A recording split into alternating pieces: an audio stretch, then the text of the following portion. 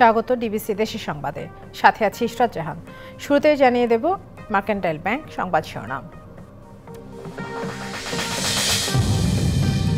ভারতে নিষেধাজ্ঞায় আখাউড়া স্থলবন্দরে রপ্তানি নেমেছে অর্ধেকে।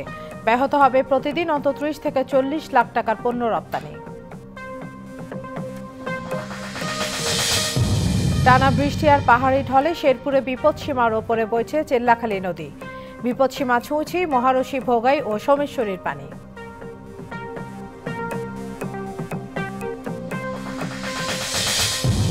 রংপুরের পীরগাছায় গুজব রটিয়ে বসতবাড়ি ভাঙচুর, লুটপাট, অগ্নিসংযোগের শিকার ১৬ পরিবারের অর্ধশত ব্যক্তি এখনো উদ্বাস্তু। ৩ মাস পেরুলেও নেই দৃশ্যমান আইনি অগ্রগতি। সিরাজগঞ্জের সবজি ব্যবসায়ী নাজমুল হত্যার দায়ে ৬ আসামির মৃত্যুদণ্ডের আদেশ। ভৈরবে কলেজ ছাত্র হত্যা মামলায় ২ নারী সহ ৩ জনের মৃত্যুদণ্ড।